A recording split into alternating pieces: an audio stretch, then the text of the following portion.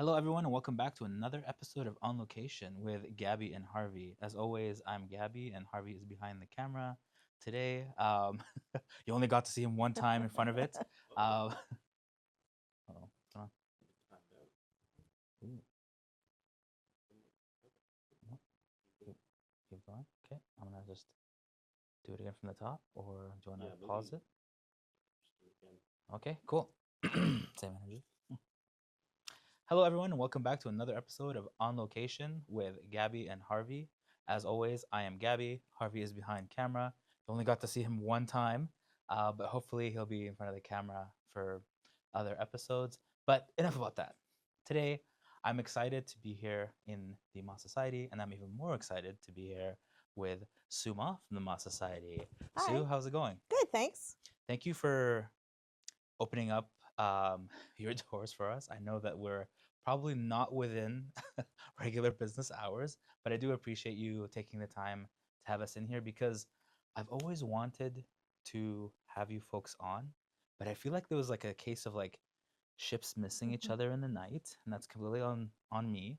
But I was very excited because good friends of ours who we've interviewed were like, you know, who you should do. I'm like, I know exactly who, but I have just not been able to sort it out. And like, we kind of almost had this episode, and I was like announcing it to the team, and then I was like, never mind, we have the biggest snowfall we've ever Yes. seen in Edmonton, so we had to like bring it back here. But for the folks that don't know, can you give us an explanation of the Moss Society and what it is you folks do in Edmonton? Sure. Well, thanks for having me on. Yeah. Um, the Mah Society of Edmonton is a society of what originated of brotherhood, and we are over 100 years old in Oh, Edmonton. wow. So we got established here in Edmonton, Chinatown, in 1917.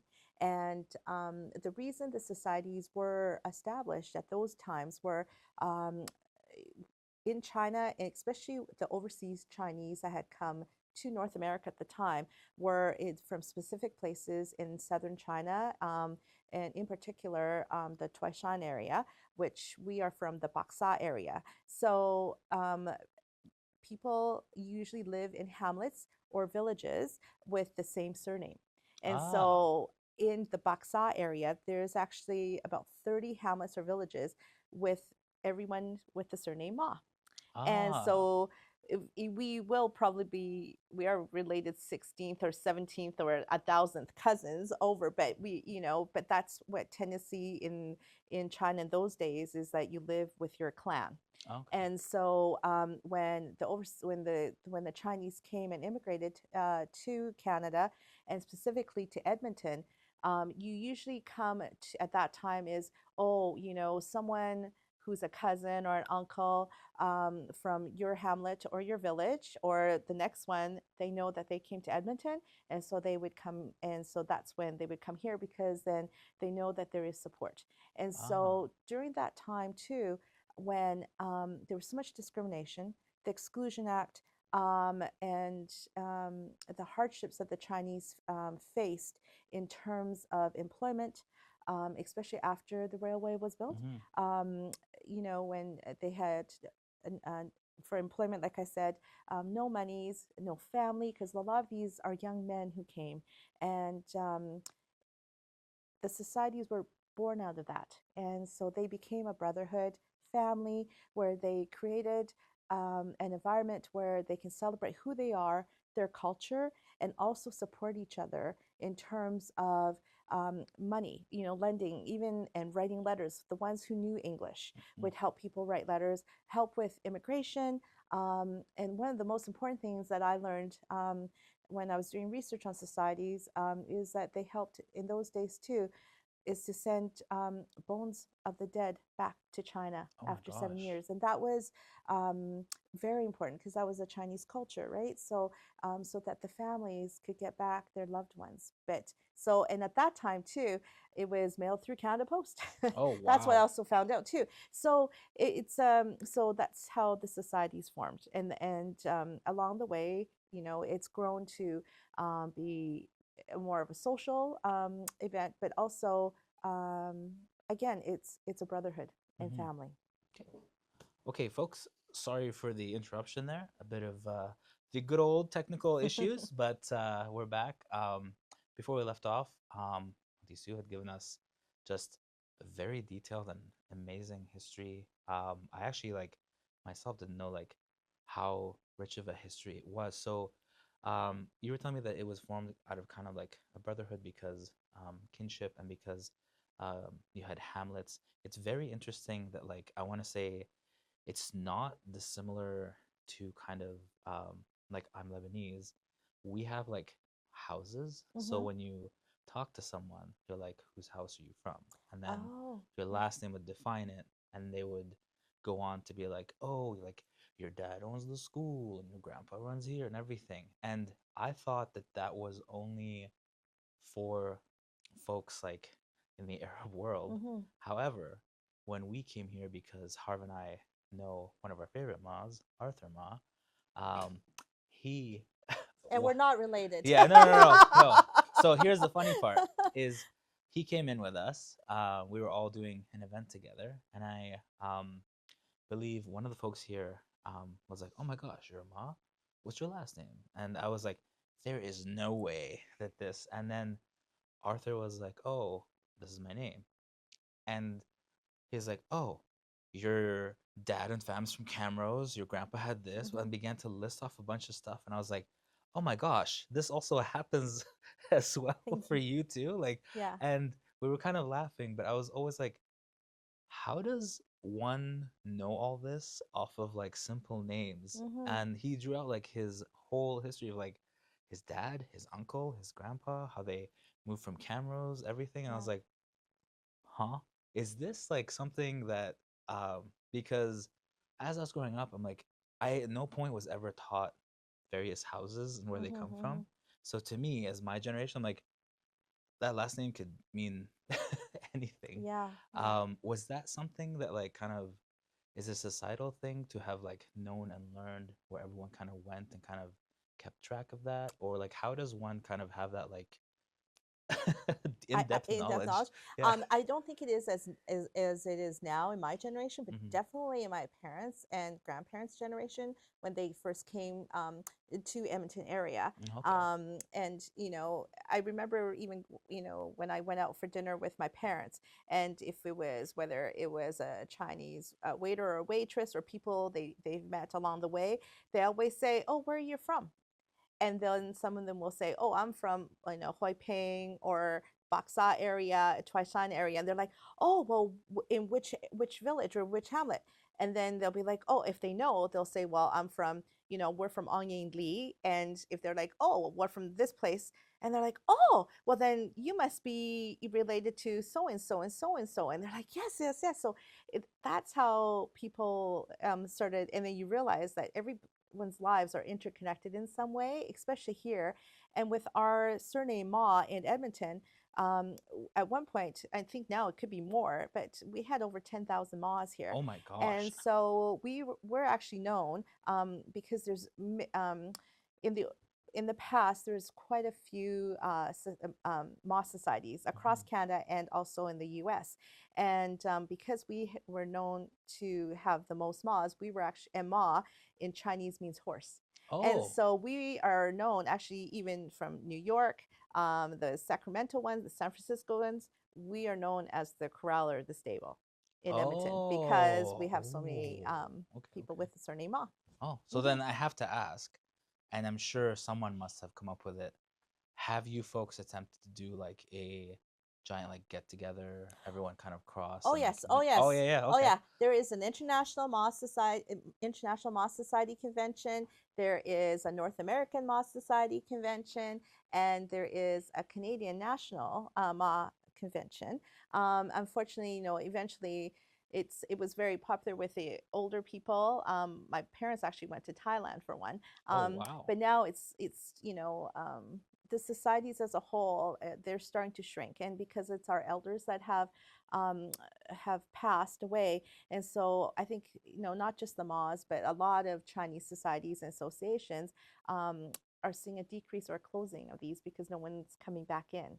And so, but the Calgary Mah Society actually hosted the national convention last year. And so Oh, we're in Calgary. And so, there's still about 500 that show up. And so it's really cool. So yes, there is. that's still Yeah. quite a number to think about. Like 500 people, Hmm. and you're like, what unites you? And you're like, Ma. Yeah, Like, exactly. It's our name. Yeah, yeah, that's yeah, amazing. yeah. I want to say that, yeah.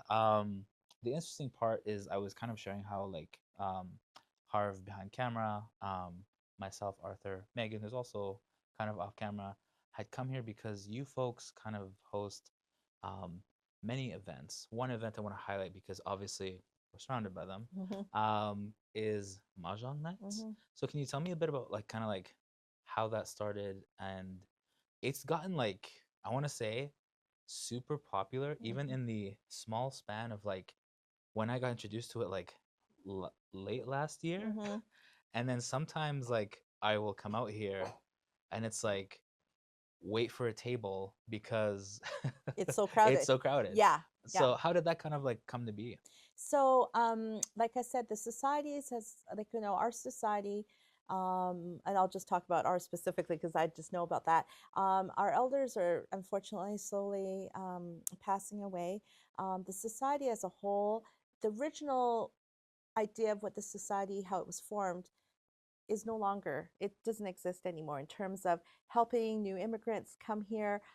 It provided, this is our third building. We had two houses before in Chinatown, and it was also acting as a boarding house for, Oh, okay. new Moss who came, or the young men who worked outside of Edmonton. If they had a day off, they would come in, and so they would board them, feed them, and again, that support.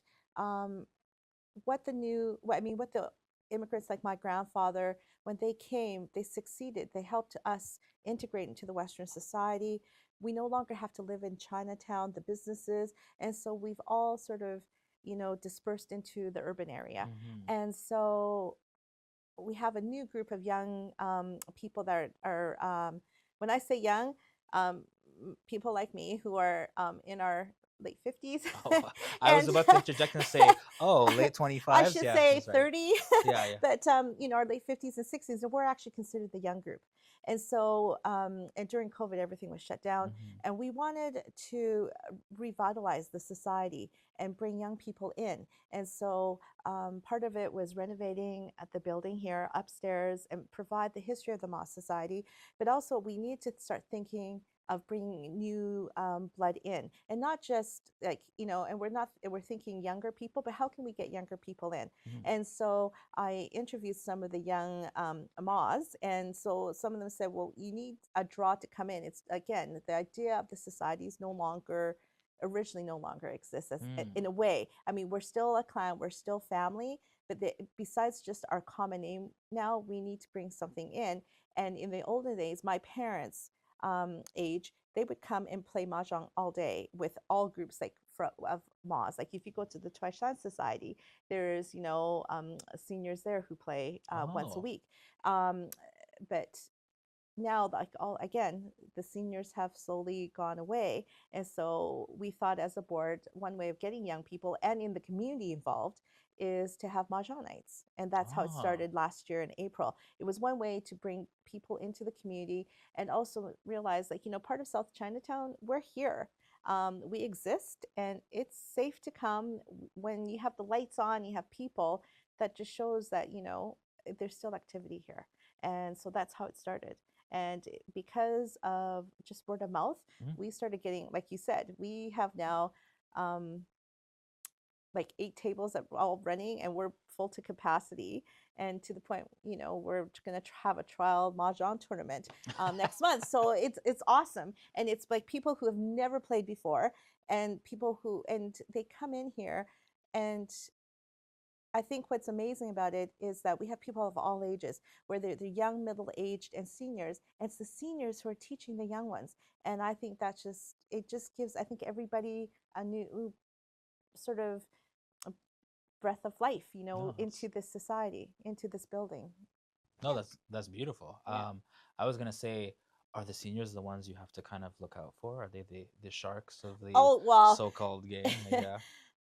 and they're so sweet. They don't really play when we're Oh. here, because, but I have played with a few, and they're really learning to, if to be patient. Oh. Just a random question. Oh Yeah. yeah. You guys have like a reigning champion? No, because we haven't taught the players how to count yet, right? And so Oh. so that's in our future, is to have, like, maybe if we have enough people, the regulars, Mhm. like, that's in my and not just mine, but our board's ideas, like, for 15 minutes when there's the most people, around 7 or 7:30, we'll just start talking about counting. Oh, But so okay. right now, like, if you win, we're not gonna, win, we're not gonna fight you on it. It's just in the tournament. It's not based on points. It'll be like who wins. So it just gives Okay. everyone a chance. But yeah, though, if you play with the elders, you're dead. Oh. And if it's basically, yeah, I have no chance with the aunties. I have literally no chance with them. They'll always goad you in with the sweetness and Oh, and they are then sweet, yeah, and they try to bribe you with their food, yeah, and and then they're then like, just you're destroyed. yeah, yeah. I wanted to say, for the folks kind of at home that wouldn't know the difference. So, um, if you were to come in right now before the tournament, everything's played without points. Mhm. What does the point system kind of for mahjong look? Is it like the first to kind of finish, or do you have to finish with like certain sets, or how Yeah, does? it all depends on the sets. Okay. And if it's like sequences, or if have three of a kind, and different, like, there's a whole different bunch. Like, if you have a flower, that's your number. If you have the wind, that's all, like, actually your wind, because it's the north, east, southwest. Mm-hmm. And yeah, like, you can and if you have everything the same set, or if it's a mismatch, then that's lower. But if everything's the same set, that's like the higher number. So yeah, it can get a little bit more complicated. I can't even tell you that I know it all. Oh my gosh. But there is, yeah, yeah. I Yeah. play more simple. Oh no, Yeah, that's yeah. definitely, yeah. And all the times that I've come through, it's been the kind of friendlier, non-competitive version, Oh and yeah. I got to learn quite a bit. And I thought that it would be a harder kind of um thing to kind of grasp. However, I felt like after I think 2 rounds in, I was like, I'm starting to get the hang Hmm. of this, Hmm. right? Granted, I did have, and you folks have an awesome sheet for like the numbers, because Yeah, sometimes I'm like, I don't know if that's a five, or, yeah, like, yeah, but eventually I was like, no, I'm starting to recognize them now, and that's a six. I don't need yeah. this, and like, it was very interesting. Like, and after a while, I was like, oh, this is great. But like, it's almost like as soon as I begin to have fun, it's like closing time, because Gotta so many get rid rounds of. Yeah. have gone by that I'm like, drat, now I have to come back. For those events, when are they kind of typically held? Can you let us know when you're thinking of having a competition at least? Oh, so we have drop-in sessions at the Mah Society, the first Friday of every month, and because it was so popular, people wanted more. So when we started the third Friday of every month as well. Oh my And so gosh. our first trial tournament is Saturday, April the 5th. Yeah. Ooh, Hmm. okay. Are there going to be prizes? Well, no, but however, it will be like you just pay the $20, Mm-hmm. and then with that, everyone, we just will divvy up the pot in terms of Oh. first prize, second prize, third, and then even the losing tables, like, so we'll eventually, our plan is to have A table and then B table, and at least they can continue playing, and then just the B tables will have a lesser money. So it's not like a Ah. lot, but it gives people a chance to just started learning, play with some experienced ones. And we have some really experienced players that have signed up for the tournament as well. But like, you start off with the experienced ones and the beginners at separate tables, but by the time it's free for all. Whoever, yes. So Oh. I think that's how we're going to try and see it. And But if it becomes popular, then we'll try it. so Yeah. regardless, you'll have finally a reigning champ. Yes. Yes. Oh, okay, Mm-hmm. okay. Mm-hmm. That's Mm-hmm. interesting. They'll be bragging. They'll be bragging rights. I'm the champion. I like, we'll all look over like, Yeah. that's the reigning champ. Yeah. I wanted to ask you yourself personally. Obviously I know kind of how you would come to kind of be associated with the society. You mentioned it, but like, how did you come to kind of work with the society and kind of you're the VP currently of the Hmm. society? Like, how did that kind of come about? And when did you kind of decide that, like, yes, this is what I'm gonna do. I'm gonna push the society instead of just kind of come in, enjoy, and be Hmm. more involved, I guess. Well, my father was really involved, and so was my grandfather. And when I was growing up here, I was kind of, my dad never really forced me to join the events or anything like that, but we have like summer barbecues, we have our spring festivals, and I would attend those, but it was never like forced on me. And so just I carried on with my life. And then as my dad slowly, retired out of the society, and this was about 12 years ago, um, that's when I think, and I just realized I don't know very much about Chinese culture or Ah, history. Even though I was born in China, I came here at a very young age. And so I was so busy, I think, being westernized, that I didn't know very much about my history. And so I thought there was one way of trying to was my dad had said that he no longer wants to be on the board, and I found out that he was the secretary for the Chinese part of the board, and my grandfather was the secretary. And oh, so then when I came in, somehow I just got voluntold. They're like, "Great, can you start taking can you start taking the minutes?" yeah. And I automatically became the secretary.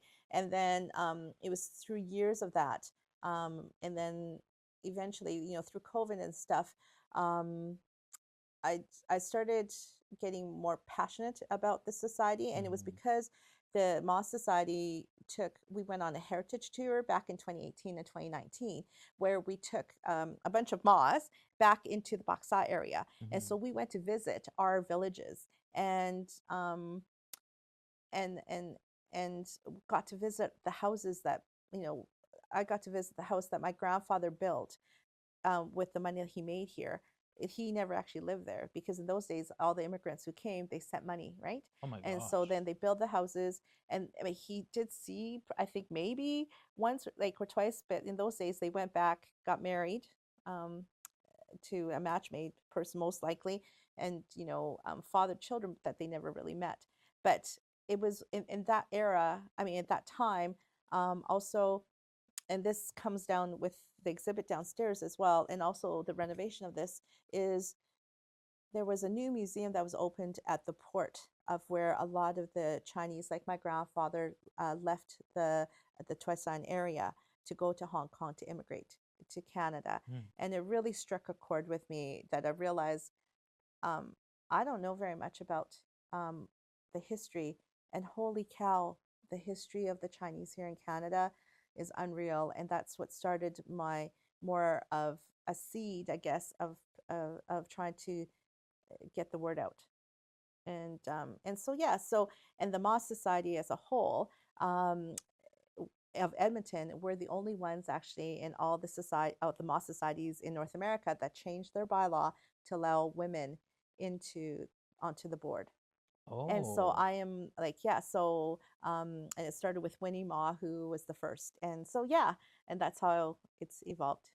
oh my gosh. Yeah. Yeah, no, it's very interesting to me. We got to kind of work on a documentary, thanks StoryHive, called "The Punjabi Pioneers of Alberta." And in Mm-hmm. that documentary, what kind of fascinated us was like this one point we were explained to by the historian, because when I had kind of arrived here, because I immigrated to Canada, I was like, my gosh, like some areas are always like densely populated with Mm-hmm. folks of different cultures. And I was Mm-hmm. like, I wonder if that was a case of like them coming in, settling in. We found out that kind of, but then there was also another um, explanation for it, and it's because even if you were kind of lucky enough to travel and make it the journey to even come here, when you did, um, many folks were kind of pushed into Mm-hmm. those kind of subcategories. They definitely did that for.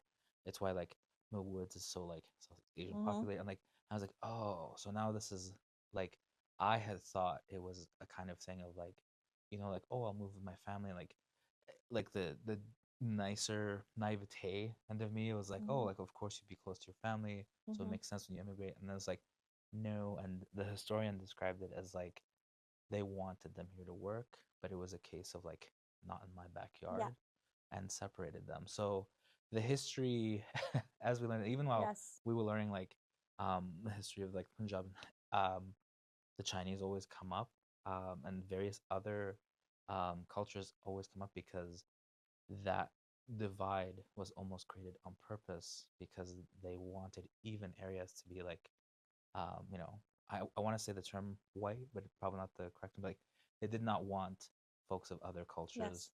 within.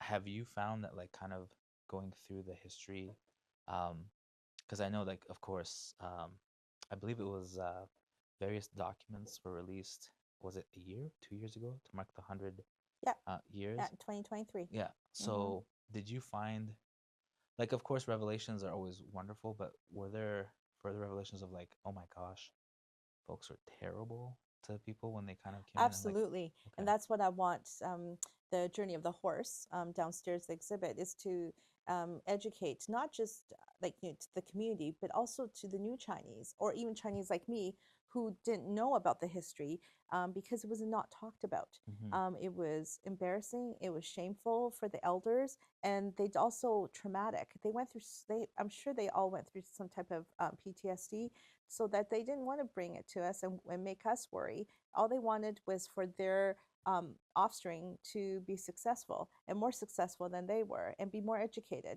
And so, yes, absolutely. Chinatown was created because the Chinese were not welcome and they weren't allowed to own property. They were only subjugated to a certain area. And usually, like you go across North America, it started off more in the worst areas of the cities, right? And then it just they were able to prosper and make businesses out of that. And like I said, now our Chinatown, unfortunately, is slowly dying, and it's across North America, right? Mm-hmm. Is because our ancestors really succeeded in what they did. We were able to be professionals, and so we moved out to the suburbs. But at the same time, we have to come back to Chinatown to realize the history of Chinatown. Like for us, it's not just Chinatown, it's not just the buildings, it's the history Mm-hmm. of why Chinatown existed in the first place. And I think that's what's important, and to educate the people in the community about No, that. no, totally well said. It's an interesting thing, and being that in this kind of leg of our interviews and such, we've managed to talk to like various kind of business owners that Mm-hmm. are trying to move um, towards like bringing folks in, and it's interesting what ideas and creative things that they're doing, like the Chinatown After Dark and Mm-hmm. various events that they're trying to do in order to bring what they always say like bodies back here, Mm-hmm. because the more you have folks walk around, interact, like you said, Yeah. have the lights on, the more lively a place will be. But I guess in the same iteration, it's also like in the hopes of trying to like be successful for the next generation, aiding them, they all kind of moved away. So it's like it's an odd byproduct of like, Yeah, yeah. but it's also important that you're coming here to help with the businesses or to have the festivities, but understand why you're here. Mm-hmm. And that's what I want to share with people is why, Oh, right? awesome. We have a question from. Yeah, so you guys are having such a great conversation. I didn't want to interrupt, but I just wanted to backtrack rewind a bit Okay. to when you went back to your like villages. Mm-hmm. Mm. Did you have an experience? Because I also did that, and I was curious if you had an experience where there were still people living there that vaguely somehow knew who you were. Yeah, well, so I'm very lucky. My cousin still lives in the house. I'm not close to him because we never really communicated. He's older, um, but him and his wife still live in our house. And when I went back the first time in 2018, I went back with my cousins, and so it was my grandfather and his younger brother who sent money and built that house. So it's really interesting because the house is like a duplex but without a wall. So everything was the same, but each wife had their own kitchen. They Mhm. shared a common room, but then they each had a bedroom on each side. Upstairs, it was 2 rooms, and then the third floor was for a balcony and for the altar for to pay respects to your ancestors. Ah. But when we went, there was 10. There was like 10 of us. It was my aunts and my cousins, and when I talked to my dad, back, I went back with my dad in '92, and I don't really remember much because I was young and I didn't care, which was, in retrospect, Yeah. could have, should have, would have. But there was about like I don't know, at least 100 people, I think. And um and so, going back, it's tradition, because we're more prosperous here. You go and give envelopes to, to your village, and you bring a whole pig, and you a roast pig, and then you share it, just, as a celebration. So, my dad was the elder of our family, and so he says, yeah, just, give. You don't have to give a lot, just, so the night before, we stuffed a lot of red envelopes, and then we bought a huge pig, like one of the biggest ones Yeah, for of roast, course. yeah, to the roast pig. And we got there, and there was like 3 or 4 families left. And so that's the hard part, right? And that's what's happening with a lot of these hamlets and villages, is that, the younger generation move into the city because Mhm. it's so poor, and it's rural, and they're farmers. But the younger ones, they want to go and find jobs in the city. So, in most of the houses, if you walk through, they were just abandoned. And so you'll Oh. see like windows broken, trees growing through, but you still see tables there and bowls, but no one lives there. Yeah, what I found really emotional when I went back was Yeah. I still saw like really old photos and paintings of like Yes. people that used to live there. Like, oh, Yeah, what was amazing for my cousin and I was on the second floor. There's this small 4x6 of my father and her father. They were the same age, and they were on probably 15, 16, and they were on a canoe, and they were rowing, and these are just such handsome young men. And Oh. that's, yeah, when you talk about emotion, yeah, Oh.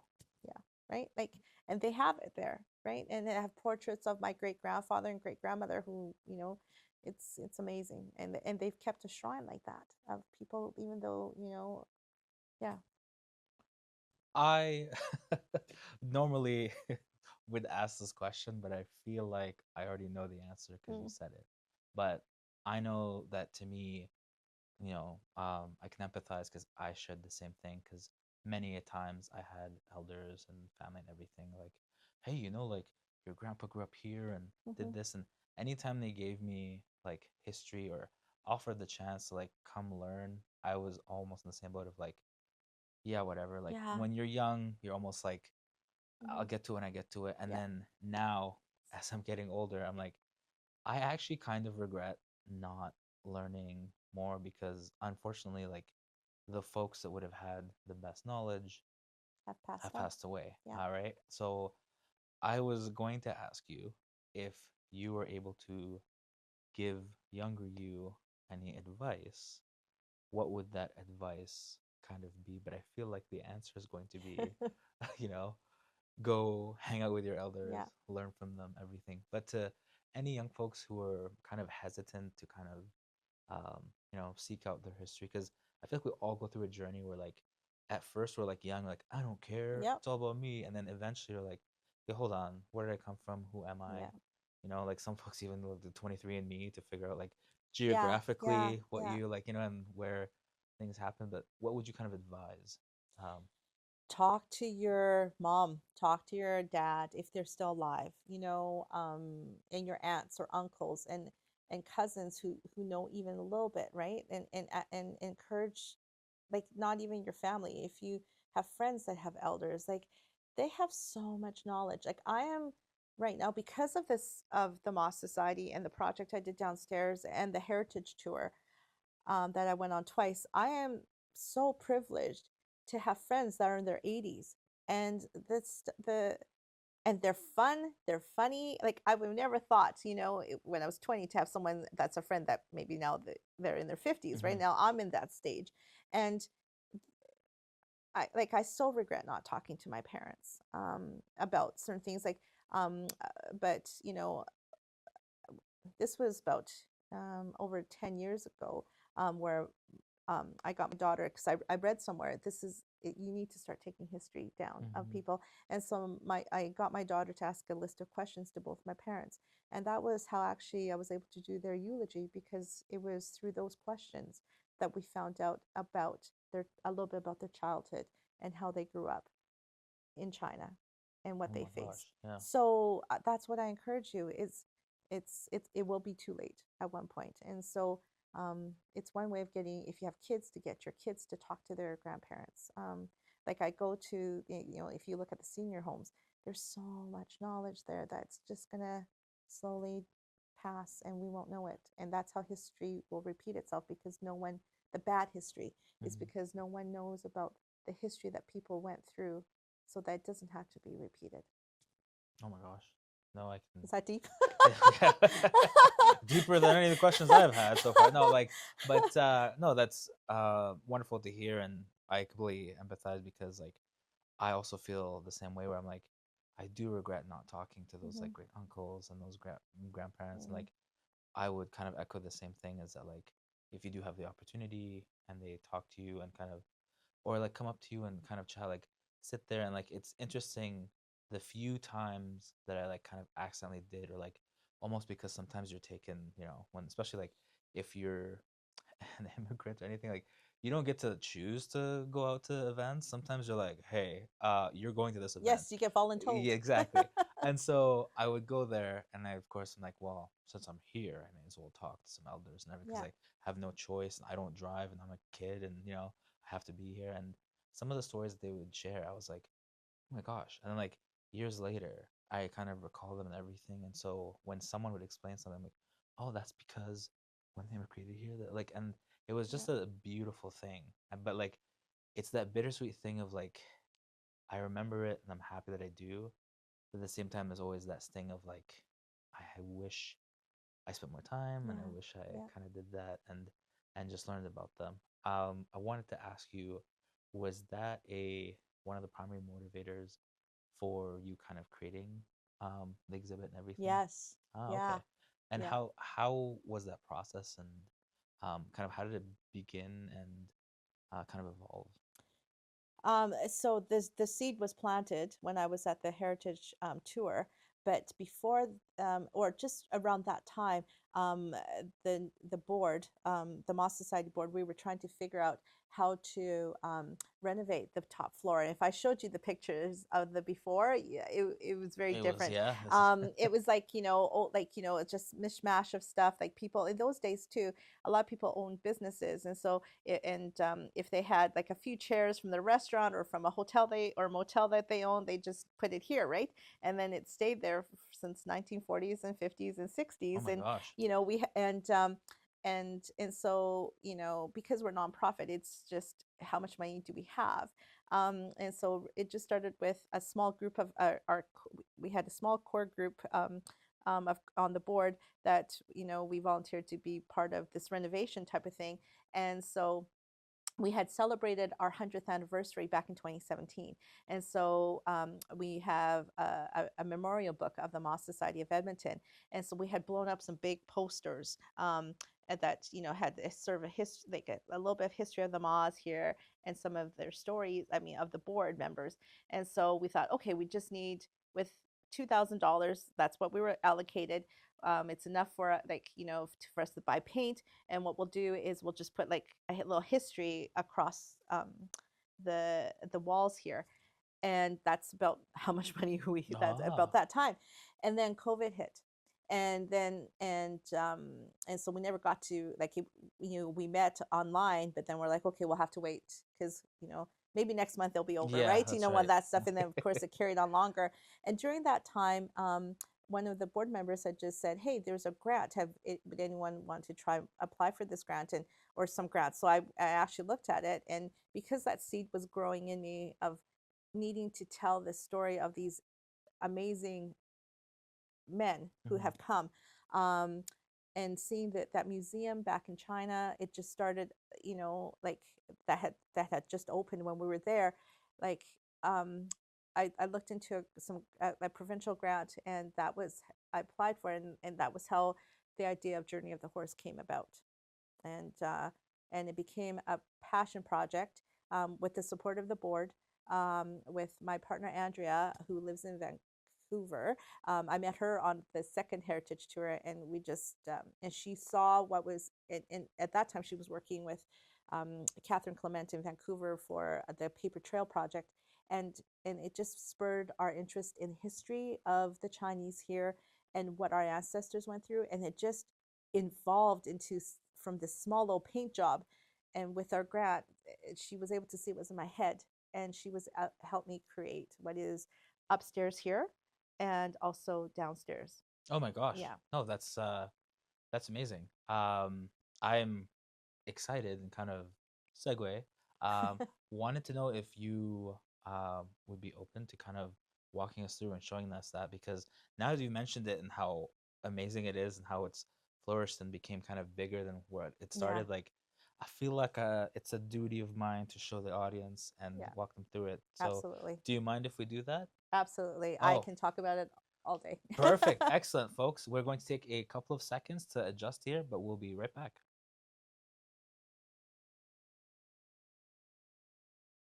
All right, folks. Thank you for that quick break. We just had to readjust, but we're back here with Aunty Sue.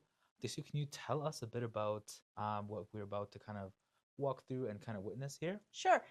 So the Mah Society of Edmonton building, we have a history of the Mah Society on the main floor, and so it just starts off here where I call it the Journey of the Horse because it's the play on our surname, which means horse in Chinese, which is Ma.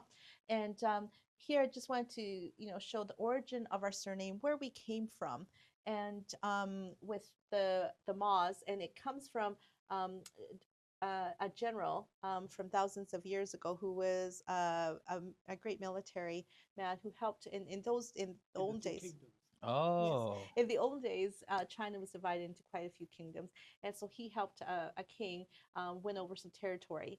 And as a reward, the king named General Fubo as Ma Fu, and which means great horseman. Okay. And so then his descendants decided to take the name Ma as tribute to him. And so we are descendants of General Fubo. And if you go to our ancestral wall where we pay respects, his portrait is there as well. Oh my gosh. Yes. And then it also tells us where the Toisan, the Baksa Mas, which is mostly the Mas here in Edmonton. And we come from an area in Toisan area in Baksa, and it's from the descendants of General Fubo who moved there and then started the clan.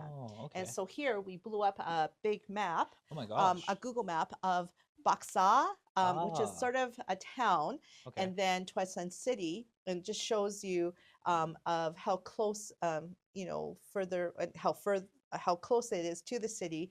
But we have a few villages and hamlets numbers, up to 10 right now, of the places that some of us who went on the heritage tour went to visit. Oh my so gosh. My village is hamlet is number 7. But if you look at it, it's the structures in the Toisan area. It's the houses are very unique, right? They're like cement, but they have different floors, and you can tell which some of them will, who have spent money. Sent money from overseas to have them built. And so if you know how you talked about in Lebanon, how your cousin was saying, your parents did 10 miles to go to school. No, you have to tell them the story. It's like our parents always have this whole, if you ever have any parents who I'm gonna say immigrant parents or from the East, they're always like, school was like 100-kilometer hike in the morning. I had to get up at 4 to be there for 8, and it was like this whole ordeal. So I was discussing with Sue, it's funny because my cousin went back and she walked for 10 minutes and was able to go from our ancestral home to the school. And she's like, I think they embellished a little bit here. And I was like, well, but you were saying so that wasn't ours, the case? Well, no, it in a way, when my dad, so when I went back in 92, it was not as developed yet, right? And so China was just coming out of the Cultural Revolution. But so when I went, and this is number 7 is us, and so where the Baksa town is, where we got picked up by relatives or friends on a bicycle. Oh, And so wow. it took forever to get to one place, and and even walking to the next village, like to visit my dad's other relatives, and I don't really remember. Hmm. But I remember going back in 2018 and telling my cousins, they were like, "Oh, it's gonna be a long time. It'll take us a long time to get to the hamlet." Hmm. And you get in the car, which in those days, in the 90s, there was hardly any. Yeah. And then we get in, and they just built a road, like I think at that time 15 years before. Hmm. And all of a sudden, within 10 minutes, we got there. And I'm just like, Yeah. right. So with modernization and Yeah. roads, we were able to get to certain places where before they did walk. Well, But- well, at least right? here I can tangibly see that, like, if you didn't have cars, that would make sense. Yeah. For them, she walked it. Yeah. Oh, And yeah. so, Yeah. and of course, when I explained to them, like, there was a whole mountain you had to go around here. I'm like, oh yeah, they took down a mountain. Okay, sure. Yeah. So they were like a little bit offended, but I was like, but to be honest, like, whenever they told those stories, like, yeah, I would get up at 4 to be there. Yeah. And I'm like, you hiked for 4 hours. I refuse to believe that. What But time like, did you get up? yeah, exactly. I'm like, how did you get home? Actually, Yeah. you'd have to hike another 4 hours. So it's interesting that you show that, and I'm glad that you shared that, because yeah, sometimes when I go to visit, and I forget that with modernization and everything, that like maybe it would have taken them longer, because now we have like bullet trains Yeah. and various Yeah, things, for and sure. they definitely did not have that when they were growing up. So interesting little Yeah. connection there. That's Yeah, so awesome. we're hoping to build on this. Like I said, there's probably 30 hamlets or villages in the Baksa area that with clans of surname Ma. Mhm. So we're hoping that as people go back, or if they remember, it's hard right now because of if you can pin the latitude and longitude of where their villages or hamlets might be, that we'll put more on. That's my Mhm. hope. Oh, Yeah. awesome. So along the way here, we just want to show the history. There's a timeline of the Mah Society. Like I said, we were established in 1917. This was our original Mah Society building, Nope. and so, and here is some of the original members that were right in front of the building. Mhm. And it's like where it was is, I think, where I think the old police station used to be was, and when that house became non-livable, or not dilapidated, what in those days was, you couldn't really get loans from the bank or anything. So what happens is, again, with societies and associations, you help each other out. And Mhm. so they started asking for donations, and here Oh my is the gosh. donations. And if you look in, it says $5 at that time. So Oh. people would give $5, $10, and that's someone who wrote their names of who donated. And that was able to purchase this house, which is our Oh. second Ma headquarters, and it was on this land. And so then, and that was in 1945.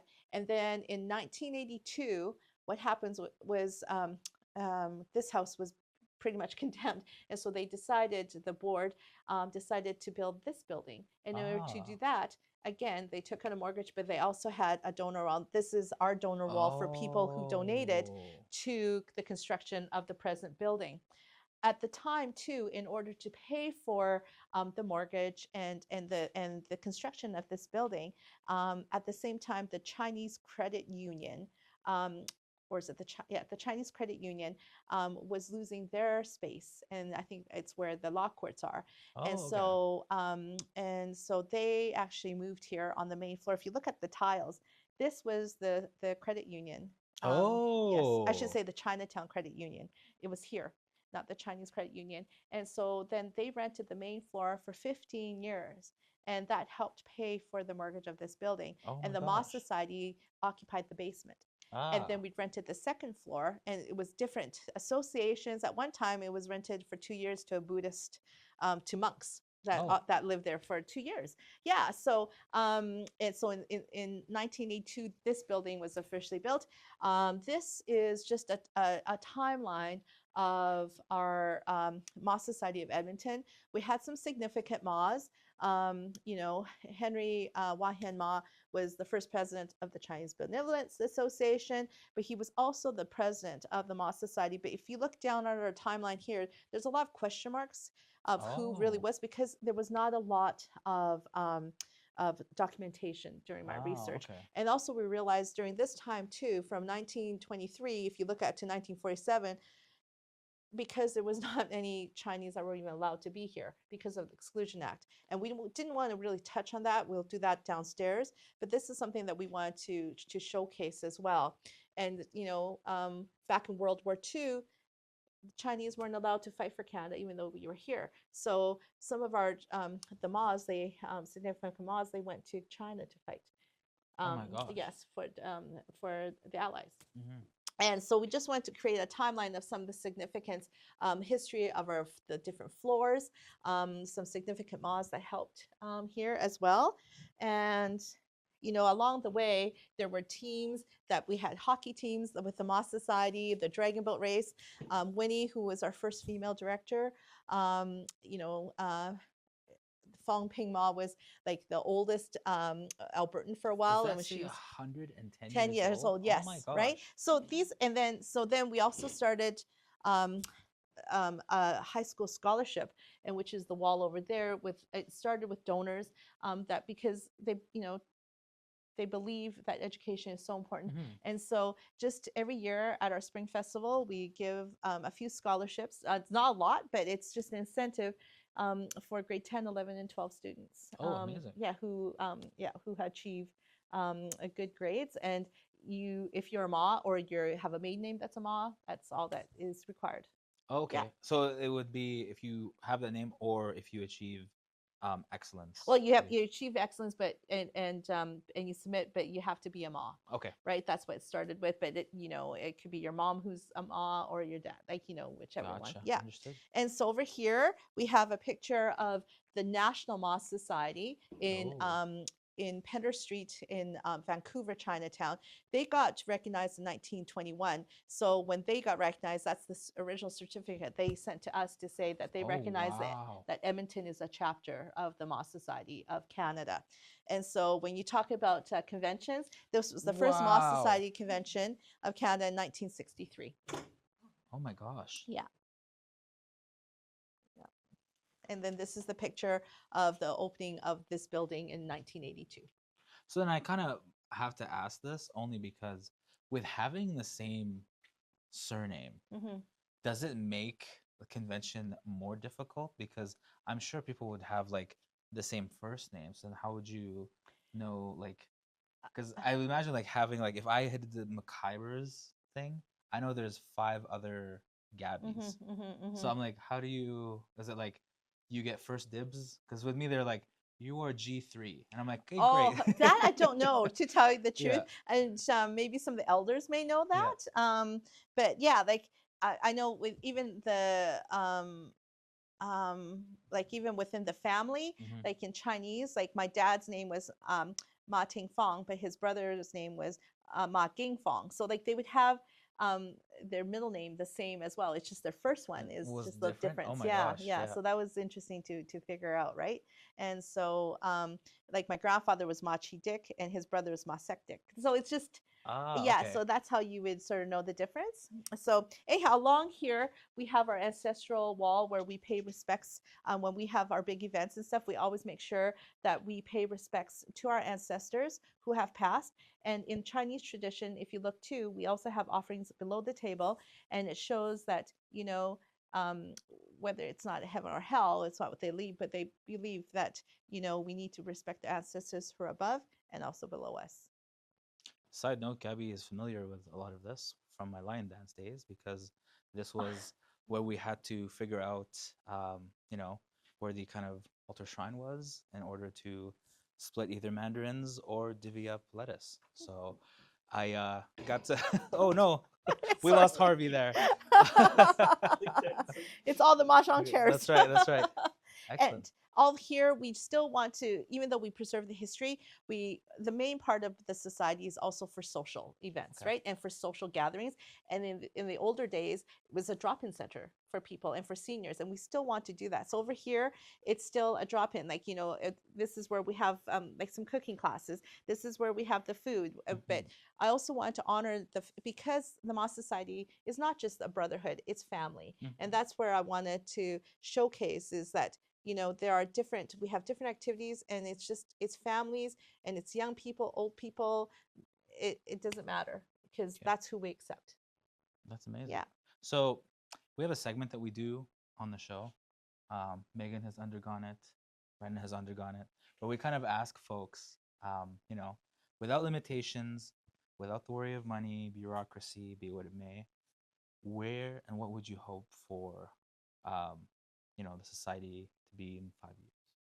Oh gosh, I hope it'd be doing the same thing, if not more, and bring in the community, have some more younger people who are Mahs, who are Mhm. interested in preserving our history, and help bring the society out into the Chinatown community, and can just continue bringing people in. Because we have the building, and it's great to share it, and also give the knowledge to people. So that's why I want to see in 5 years that there's actually more of us, and a younger generation like you guys to come in and help preserve our history. Oh my gosh, Yeah. that's awesome. Putting out there to the universe, Yeah. manifest it. Sorry, I interrupted there. As we were saying, or was that? That's it. That's it. Yeah. Oh, sweet. So yeah, this is Yeah. the drop-in center, and then it's downstairs. Oh, Yeah. yes. Cool. We'll be right back. All right, folks. Welcome back. Aunty Sue is going to walk us through the beginning of the kind of exhibit. This is gorgeous here. Can you tell me what this is about? Yeah, so this is the beginning of Journey of the Horse exhibit, and it talks about the immigration of Chinese people to Canada, and it's a timeline of sorts, where it goes from why they left China in the late 1800s, and the discrimination, the hardships that these men and women faced, and also during the integration era, I should say, and also the resilience of the Chinese people, and how it comes full circle, where right now I think we need to get back to our culture and stuff. But this mural here that we presented, one of our directors had an idea where we would show the horse, and how we went from China to go across to Canada. Oh my And gosh. so it just shows, I think this is a great representation of what the Journey of the Horse exhibit starts with. And I wanted to ask very quickly, Mhm. with the character here, like forgive my ignorance, is the eye dot there part of the entire No, it's exhibit? just the eye is a symbol of luck, fairy, strength. Oh, When you awesome. dot an eye, yeah, when you put the red on the eye. That's Yeah. fantastic. Mhm. The more you know. So then you go Done, right? downstairs. Is the Cool. start of the exhibit. And here it sort of starts, where it just shows why the Chinese left southern China. In those Mhm. days, it was because it was so overpopulation, drought, severe poverty. A lot of the landowners there at the time did not live in the Trisign area, and so it was like a feudal system, right? And so the farmers were like very very subsistence living, and then at that time too, the railway was hiring, and they promised them riches, and a lot of these young men thought if they could help their families, they come to Canada, they would make their money, and then they would go back and retire like kings. Mhm. Unfortunately, none of that happened. Oh my god. Okay, folks. We had to take a brief pause there, but we're back. Aunty Sue, before we left off, you had told us about the history of why folks were kind of, I want to say the term goaded into like coming here, and like they had like been told that like it was like, I feel like it's like the journey of like El Dorado, like everything's paved in gold and you're gonna Yeah, make so much yeah. money and everything, and that wasn't the case. And yeah, that's Yeah, pretty like cool. it's in the States that we call it the Gold Mountain, right? And Mhm. here, but here was the railway that attracted the workers. And even mining if you go into BC. But the Chinese unfortunately did the worst jobs, possible, and they got paid the least actually. And but they still worked hard, and they were still able to send money Mhm. back, right? So if you think about the reason why they left, it was so bad that Mhm. they would come here and incur through all the hardships, because they would still be able to make some money compared to what they would do back in China. Mhm. So as long here with the timeline, Yeah. I wanted to just show how the men mostly, they came on steamship, Oh, wow. and even though they were well, they were at the lowest berth of the ships, and so through months of a journey, they suffered illness. A lot died, or a lot became severely ill, but Oh they my were able to gosh. come through here. So when they arrived in BC, whether it was Victoria or Vancouver, it became more prominent in Vancouver. They still had to go through quarantine because the Chinese were considered dirty, disease Oh carrying man. people, and so they would have to go through quarantine right at the port, and it was a house, and they would call it the pig pen, and um, we've had people whose fathers who remember saying that their first view of Canada was through bars. Oh And my he was gosh. 12 years old and at that time, right? So you get these young people, like my grandfather, he came from China to Canada in 1914 at the age of 14. And just imagine these young kids with so much responsibility on them. And so as they come into Canada, they work at the railways, or some Hmm. work at bellboys, whatever. Um, and then when the railway was done, Canada, we had this, and we wanted to make sure that you know um, Canadian government, did we really want the Chinese here or not? And so it started in BC was basically the Chinese were not welcome anymore. They Hmm. did their job, and but the problem was is a lot of them didn't have enough money to even go back to China. Oh my gosh. And but people continued, the Chinese continued to come into Canada, but at the point where the government did not want them anymore. And so one way of trying to prevent the Chinese from coming was the head tax. A lot of immigrants from across the world came into Canada, and they went through a lot of hardships, but Chinese were the only race that were charged head tax. And so it started at $50, Hmm. and to try as a deterrent. And then, but they still kept on coming, so they increased it to $100.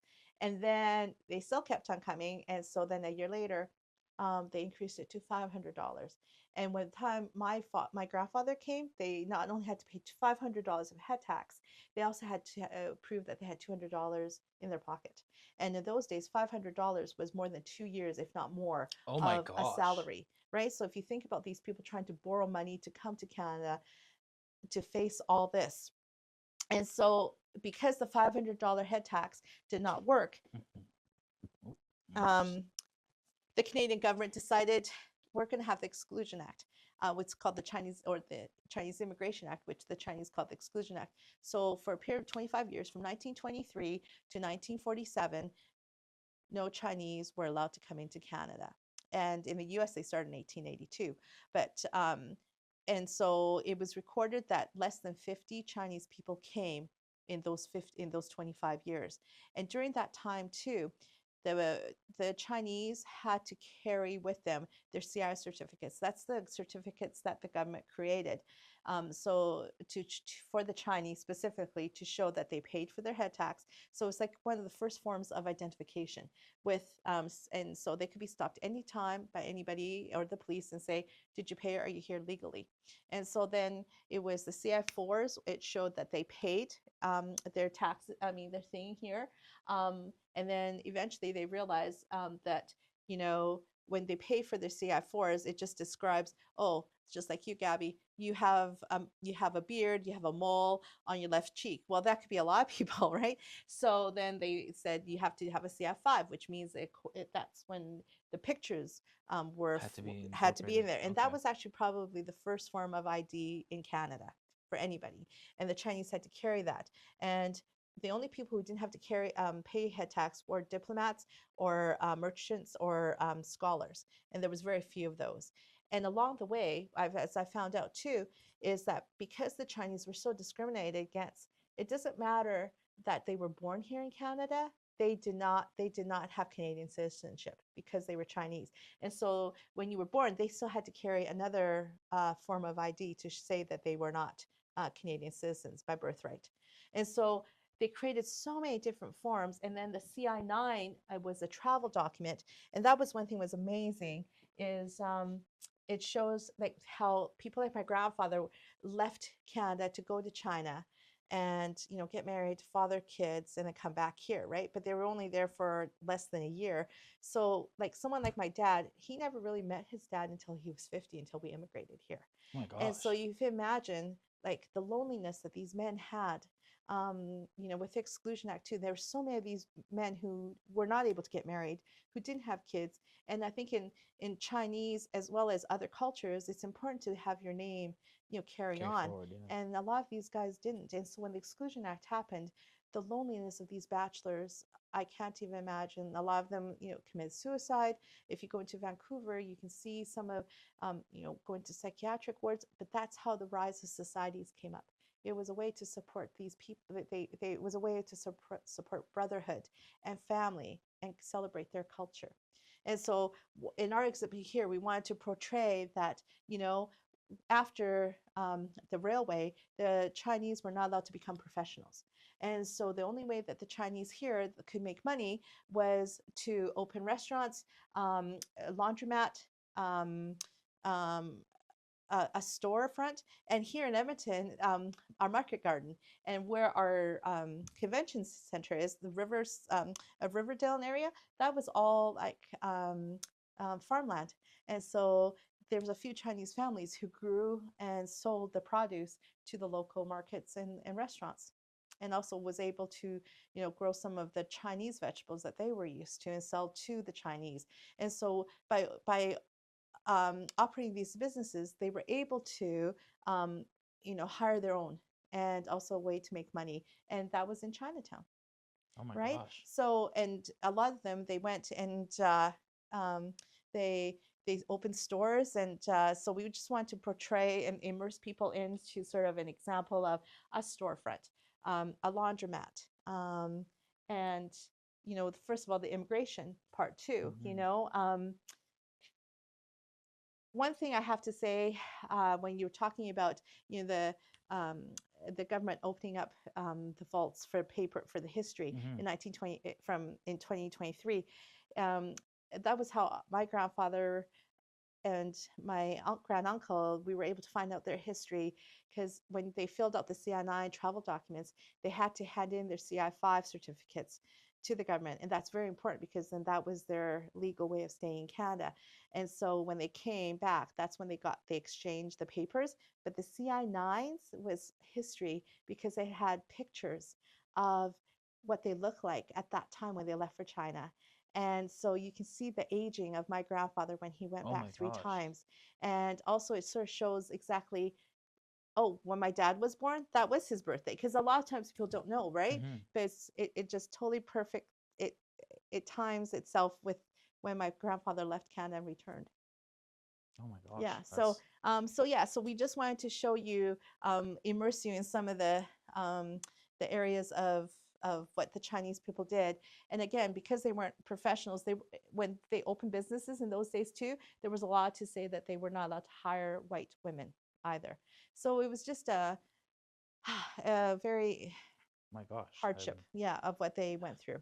So this is just a showing of yeah, and Yeah. No, and I encourage you folks at home to. I did not know. I feel like I learned some, but that was a lot to even think, because I'm still trying to reel in from like deplorable travel conditions. You had to be quarantined in what was deemed a pig pen mm-hmm. for months on end, pay 2 years I was salary just to wages, enter the country. prove you had another almost year of wages on you, Mm-hmm. all for the privilege of building a railroad. Like, Oh, this is after, but all like, for but privilege of coming into Canada, oh my right? gosh. There's some like you get land, right? If you're from another country, but for Chinese, we weren't even allowed to come, right?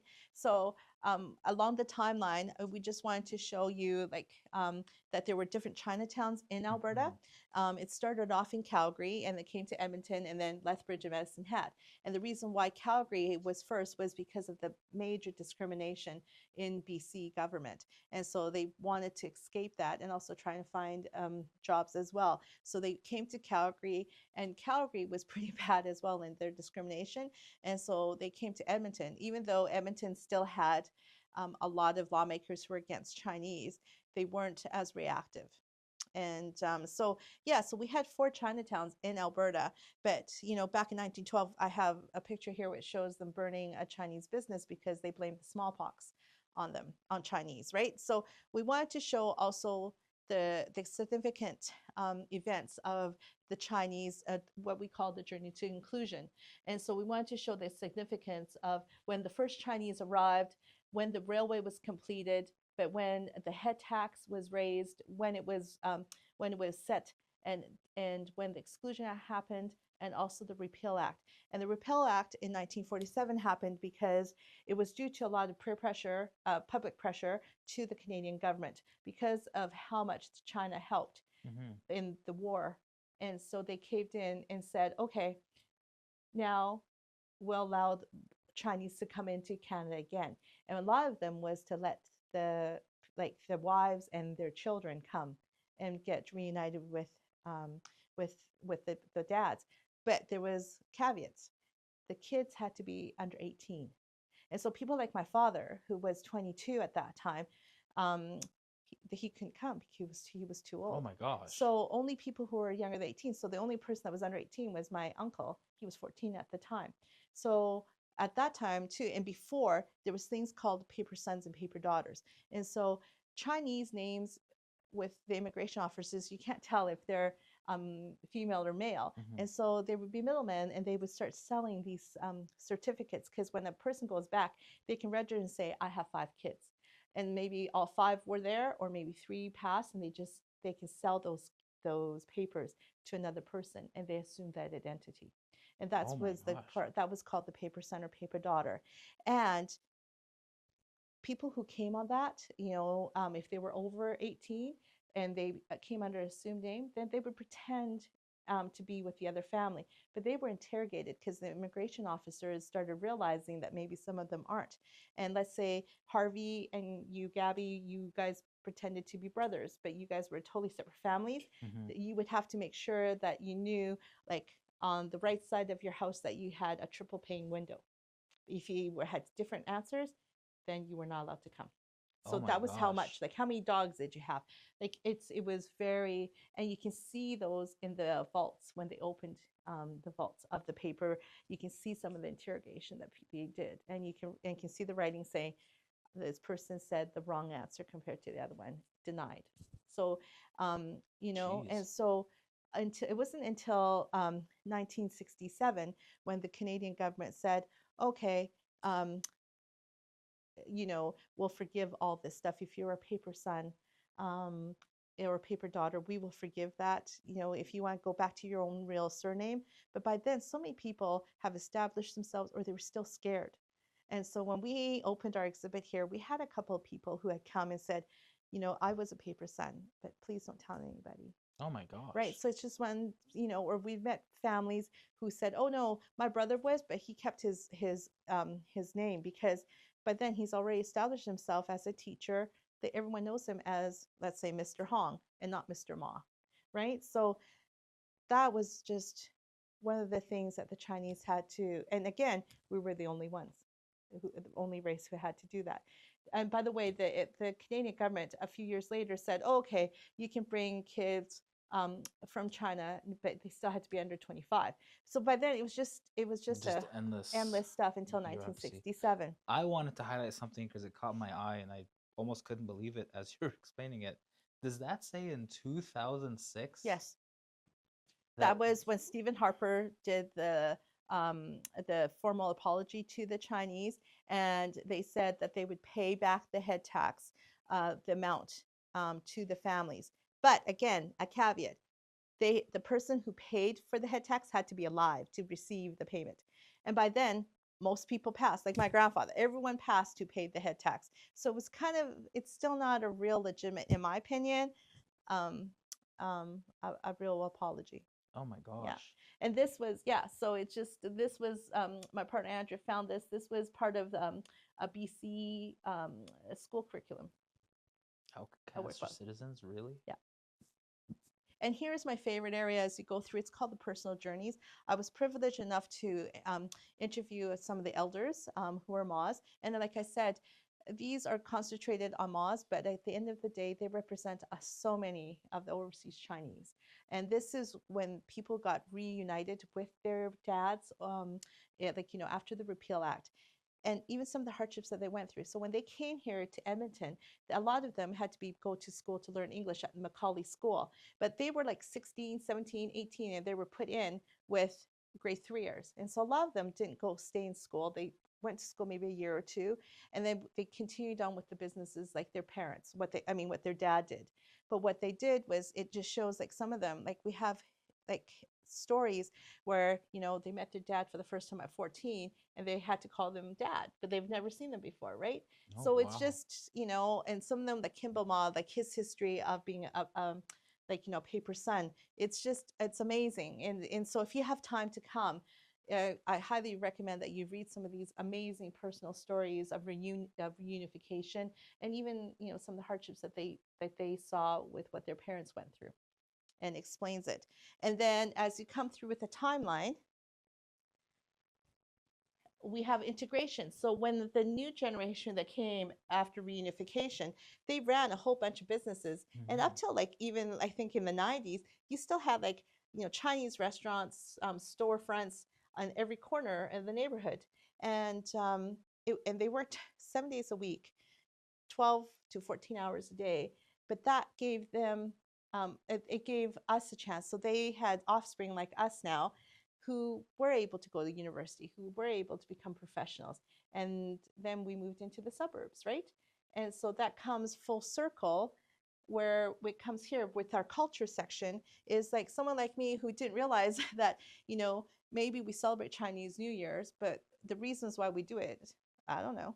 Oh, yeah, Right? You go to a funeral, for a Chinese funeral, you bow 3 times to pay respects to your ancestors. But why do you do that? And so these little cubbies kind of explain certain Chinese cultures that we've lost, certain foods that we eat, why they represent good luck, and the superstitions.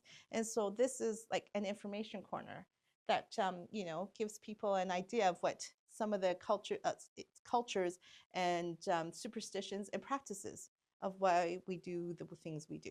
That's awesome. Yeah. I would love to. Yeah, we Yeah, have like, time. And then it comes full circle, is now that Chinatown is no longer, what do we do with it? And then, like I said in a while back, is it's not necessarily the buildings, but it's here is where history is so important, and history was made, and Chinatown is so important. And that's it. And so it's just, this is the end of the exhibit. And here we have a little video, which I was able to interview some elders. And I don't have it on right now, but it was like a couple hours telling us their stories, and put it into a minute, like downplayed. This dragon was amazingly donated to us by the Chinese Graduates Association, and it was here for a long time on that stage, I have to say, before Bill G was so nice enough to build this platform for me. And my dog, Adele, who was with me through every single one of this stuff. I was going to introduce Adele. She's this the is curator and this is our executive producer. That's right. But this, I deliberately made this spot.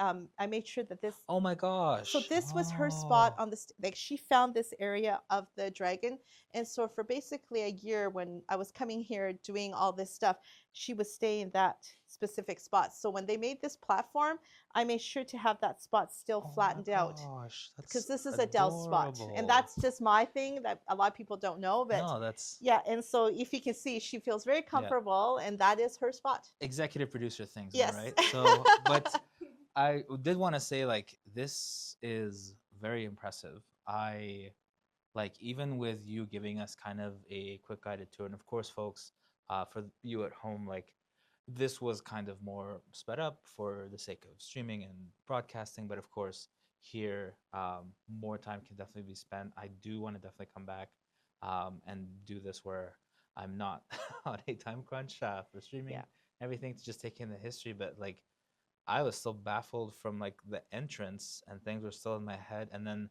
the more you explain things, the more I was like one of the key things that like dawned in my head, because I immigrated here and went to school. Like, I don't think we spent more than like 30 minutes on like head tax in Yeah. high school. Yeah. And then we just breezed through it. And then I was like, ah, World War II, things Yeah. happened.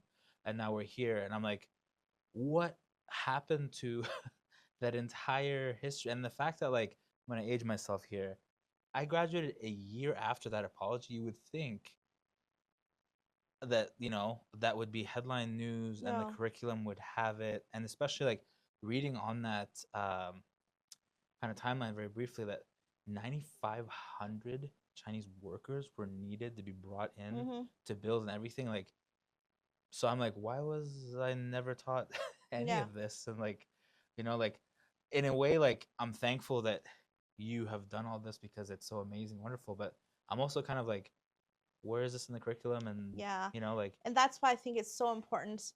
And I want a goal of mine is to maybe eventually work with the school system and maybe have at least the bilingual kids come and have a tour, or to work some way that we can make some interest for young kids to learn about the history, because the Chinese that come now, they're here because of the sacrifice mm-hmm. of our ancestors, and they don't know it, how easy they can come. They don't realize that it was paved by these amazing men and women.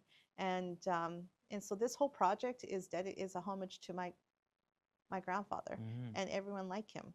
And yeah, so if you guys are wanting to, it's Journey of the Horse. You can Google it, and we are, you can, from that you can secure your free tickets. And but we're only open certain days just due to volunteers. Mm-hmm. But it's a great way of learning about Chinese history in Canada, and specifically in Edmonton. So, Journey No. of the Horse. Wonderful. Yeah. This was beautiful. You do have to come in person to see it. Some of the photographs, items, everything are just like, yeah, it's a walk through history. Again, this was hyper condensed for you folks at home, but do come and kind of experience it for yourself. There's a whole bunch of areas that we kind of didn't go through for the sheer sake of like, you're supposed to come here and do it in person.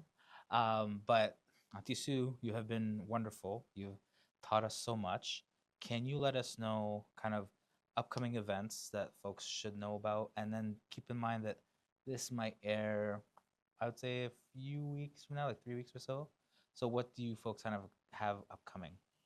Um, for we actually we're hoping to have a collaboration where we will be hosting a music venue here on May 30th, where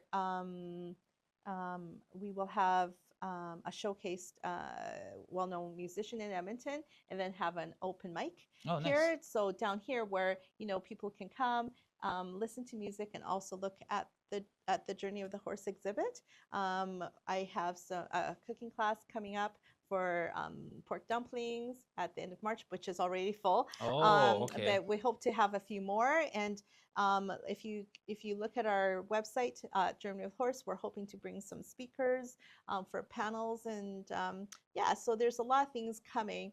And we have Mah Society events with, again, continued Mahjong, our spring festival, which is on April 26th at Empress Palace. And we have a summer barbecue where it's for just the Mah clan in Edmonton that we host every year, and out at Queen Mary Park, which is amazing. It's just to get the Mahs of Edmonton come out and see each other and catch up. No, that's amazing. Mm-hmm. Thank you for having us here and opening up to have us go through it and kind of learn. I'm, again, still blown away by what I'm reading. So I'm trying to like reel in to realize that, like, hey, we're still live and still streaming, doing everything. But for the folks at home, definitely cannot express enough, like, you have to come and see this, and you have to kind of see this journey, because yeah, I'm still blown away, and I'm literally right here, and just taking it all in. But as always, this has been another episode of On Location with Gabby and Harvey.